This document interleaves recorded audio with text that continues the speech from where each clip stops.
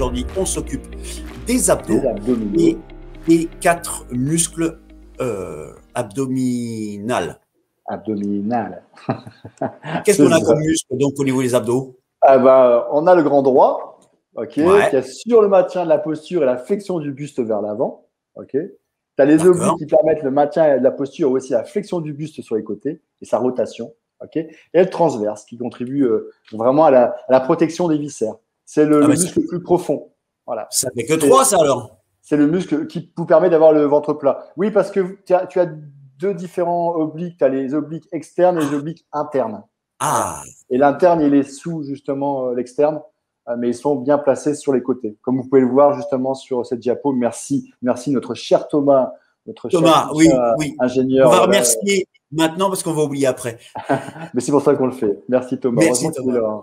Il fait du beau travail. Heureusement qu'ils sont là, ouais. C'est vrai. Voilà. Nos informaticiens Florent, Loïc et Thomas. Ouais, donc les abdos sont importants. Ils sont importants dans la position parce que comme on compatit toute la journée, je pense que tu as des exemples à nous donner, peut-être Michel, sur les effets des mauvaises positions. En l'occurrence, quelles sont les lésions qu'il peut avoir sur justement une mauvaise position du dos ou autre. Ah ben, je vais en donner qu'une seule. Pour commencer, vous n'avez pas d'abdos, bah tant pis, vous aurez un gros bide. C'est ouais, grosso merdo, c'est exactement ça, c'est ça. Bah oui, mais bon, là c'est vraiment pour résumer. Ce qu'il faut savoir, c'est que ces trois muscles, groupes musculaires, forment un corset autour de nos viscères. Ils sont, comme vous voyez sur la photo, ils sont accrochés en haut sur les côtes. Ils sont accrochés en bas sur la symphyse pubienne, sur le pubis, et puis pour ce qui est du transverse, aussi sur les crêtes iliaques. C'est d'ailleurs le transverse, un des muscles abdominaux le plus profond, qui forme vraiment ce qu'on pourrait appeler un corset autour de nos viscères. C'est le muscle à travailler par excellence. Contrairement au grand droit qui, lui, a ce côté esthétique, c'est la tablette de chocolat. Donc, effectivement, quand on a un joli grand droit et surtout quand on n'a pas de masse graisseuse autour du ventre, on va avoir ces 6 ou ces 8 carreaux de chocolat selon les uns ou les autres, puisqu'on n'est pas fait tout à fait pareil à ce niveau-là. Donc, le grand droit, si on commence par ce muscle-là, le grand droit, c'est les 8 ou les 6 carrés de chocolat. C'est pas le muscle le plus intéressant à travailler pour ce qui est de contenir les viscères, pour ce qui est de contrôler la posture, pour ce qui est de renforcer et de maintenir ce dos. Le grand droit, il a pour moi cette fonction esthétique.